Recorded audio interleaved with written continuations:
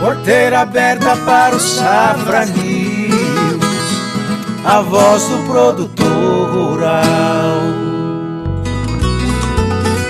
Olá, olá, Goiás, do campo à cidade, ligado aqui na Rádio Bandeirantes. Aumenta o volume aí, porque o Safras News está começando. Taxa Selic estável em 13,75% ao ano. Primavera chega anunciando bons ventos para o plantio da próxima safra. Rastreabilidade vegetal em foco aqui no Safras News. ESG já é uma realidade na cadeia do agronegócio. Fatos do agro. A taxa básica de juros, a Selic, ficou estável em 13,75% ao ano nesta semana. Com a decisão do Banco Central em manter o percentual no mesmo patamar, os juros encerraram a maior sequência de alta do século XXI. A decisão de manter a taxa não foi unânime, com 6 diretores optando pela manutenção da taxa e 3 pela alta de 0,25 ponto percentual. A Selic havia subido por 12 reuniões consecutivas. Só em 2022, a taxa subiu 4,5 pontos percentuais. Em agosto, o Banco Central havia reajustado os juros para 13,75% na penúltima reunião e deixou a porta aberta para uma nova alta no mês de setembro. Com a desaceleração da inflação, o Banco Central optou por deixar a taxa no mesmo patamar que foi definido no encontro anterior. Lembrando que no mês de outubro tem novo encontro e nova possibilidade de manter essa taxa ou de aumento. O PIB do agronegócio brasileiro, calculado pelo CEPEA, que é o Centro de Estudos Avançados em Economia Aplicada da Exalc-USP, em parceria com a CNA, recuou 1,7% no segundo trimestre de 2022, acumulando baixa de 2,48% no primeiro semestre deste ano. Segundo pesquisadores do CEPEA, esse resultado negativo está atrelado, em grande medida, à forte alta dos custos com insumos no setor, tanto na agropecuária quanto nas agroindústrias. Além disso, é importante ressaltar que essa queda se verifica frente ao patamar recorde do PIB alcançado em 2021. Considerando-se os desempenhos parciais da economia brasileira e do agronegócio, estima-se que a participação do setor no total fique por volta de 25,5% em 2022, pouco abaixo dos 27,5% registrados em 2021. No segundo trimestre, cálculos do CEPEA mostram uma retração de 2,01% no PIB do ramo agrícola e de 0,82% no pecuário.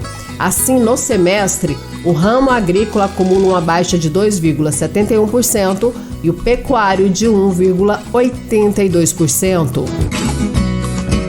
O Observatório de Bioeconomia da Fundação Getúlio Vargas, que foi criado no final do ano passado, decidiu lançar uma plataforma que reúne todas as informações disponíveis sobre o mercado de carbono. A intenção da ferramenta é traçar um raio-x das informações sobre créditos de carbono disponíveis, tais como preços, reguladores e livres, e os setores em que estes créditos estão, em qual parte do mundo, quem são as empresas certificadoras e quanto esses créditos cobrem das emissões globais, entre outras informações. Os dados revelados pela plataforma mostram que na Europa e na América do Norte, o preço médio da tonelada de carbono está em $6.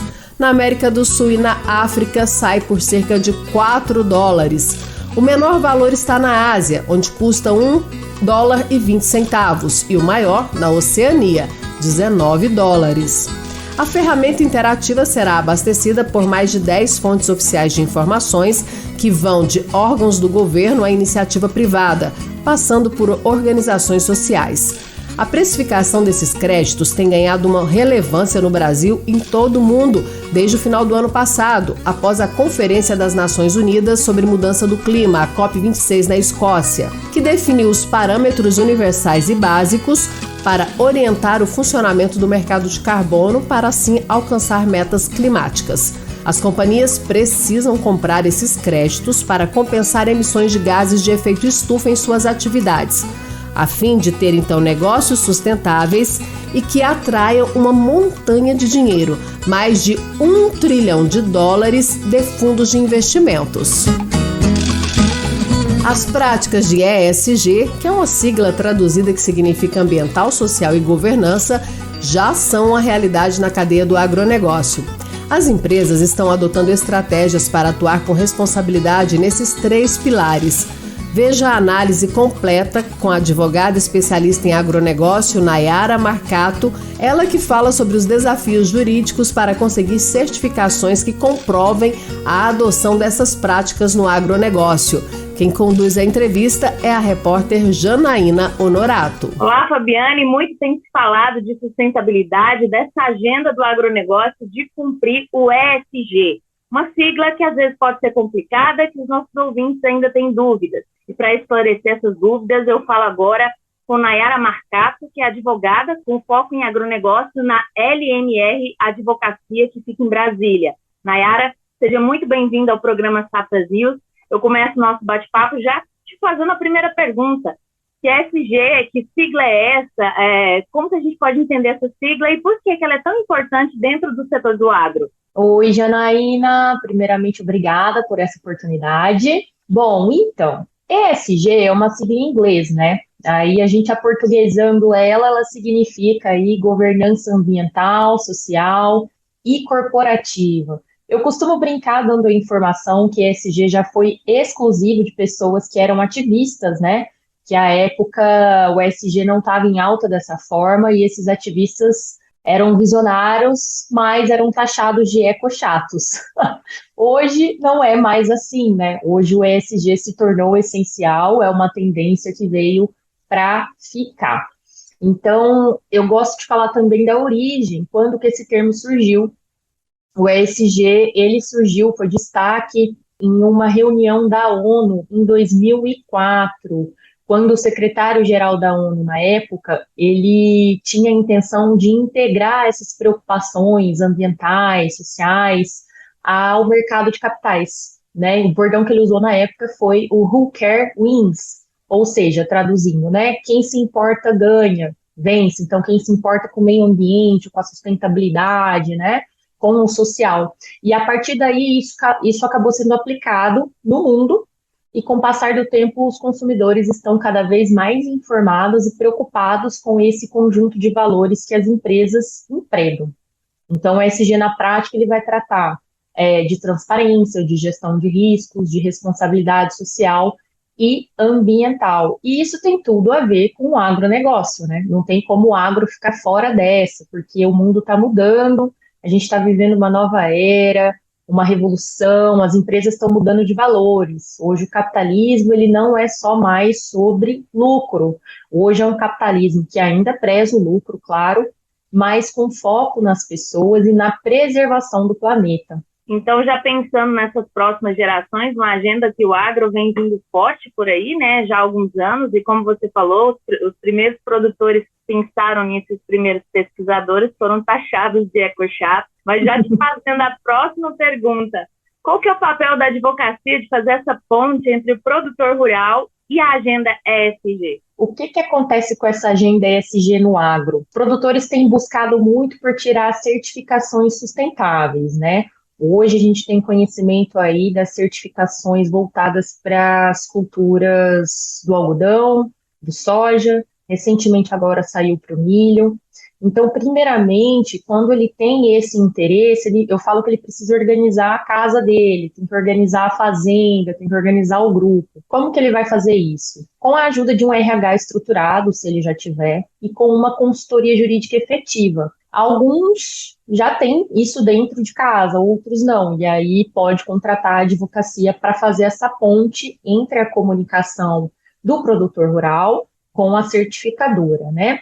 Por que é preciso um profissional que tenha conhecimento na área? né? No caso aí, um advogado com especialização em direito do agronegócio, foco em ESG, porque é um trabalho que envolve leis trabalhistas, envolve o Código Florestal brasileiro, então está diretamente ligado com a nossa legislação para a retirada dessa certificação. E aí o primeiro passo, assim, que vem é uma implantação de um relatório em que a gente vai fazer junto com o produtor rural para levantar em que momento que ele está ali dos objetivos de desenvolvimento sustentável dentro da empresa dele, que é o que a gente chama de ODS. Aí, com base nesse relatório de ODS, com essa consultoria jurídica estruturada, a advocacia conduz as empresas, né, ao longo do processo de implementação até que ele seja finalizado. Então, a gente auxilia a fazer essa ponte entre as necessidades da propriedade rural com relação à burocracia, como preenchimento de formulários, confecção e juntada de documentações, que são coisas bem técnicas, criteriosas, né, cumprimento de normas da empresa certificadora, e a advocacia está acostumada com isso, né, a gente lidar com isso no nosso dia a dia, faz parte do nosso trabalho. Então, a gente pode auxiliar o produtor, assim, de formas até mesmo que ele possa vir a não imaginar, porque quando a gente está organizando a casa com relação a esse cumprimento de itens das certificadoras, pode surgir uma dúvida trabalhista, uma consultoria jurídica ali para dentro da empresa dele, e a gente acaba fazendo, né, essa consultoria também. E dentro dessa consultoria, assim, de forma prática, você poderia nos explicar que tipo de certificados seriam esses e quais são as vantagens de um produtor rural ter certificados de agenda ESG dentro da propriedade, dentro do negócio dele? Ótima pergunta. Vou por partes. Com relação às certificações, por exemplo, que eu posso falar um pouquinho da certificação do soja, né, que é a certificação da soja responsável, RTRS. Ela tem uma duração de 5 anos, com revisão anual, e ela se baseia no cumprimento de 5 critérios básicos. O dossiê que ele vai receber da certificadora vem com preenchimento, vamos dizer assim, que a gente divide em 5 capítulos, né? Então, esses 5 capítulos são cumprimento da legislação e boas práticas empresariais, condições de trabalho dignas, responsáveis, relações responsáveis com a comunidade, responsabilidade ambiental e boas práticas agrícolas. Então, para ele ter acesso a esse selo, ele tem que provar o cumprimento de mais de 100 itens socioambientais. É muita coisa, né? Com relação ao algodão, não é diferente, porque para ter acesso ao selo do algodão, eles também têm que comprovar o cumprimento de 183 itens socioambientais, distribuídos em 8 critérios, são muito parecidos com os critérios da soja. Então, fala assim, contratos de trabalhos regularizados, proibição de trabalho infantil, proibição de discriminação de pessoas, liberdade de associação sindical, mais uma vez aí a segurança, saúde ocupacional, meio ambiente do trabalho, boas práticas e desempenho ambiental. E tudo isso tem que ser comprovado por meio de documentação mesmo. Se ele ainda não tiver esses documentos, como eu disse anteriormente, a gente ajuda ele a elaborar ou a retirar, né? Então precisa fazer aí diligências administrativas junto ao Ministério do Trabalho, a cartórios, né? É bem burocrático mesmo. E quais seriam as vantagens de se ter para o produtor rural se tirar certificações como essa? As certificações, elas ajudam os produtores, porque na prática, como elas são assim, um raio-x de toda a propriedade, de todo o grupo, elas tratam, né, como eu falei, de transparência, gestão de riscos, maior responsabilidade social e ambiental.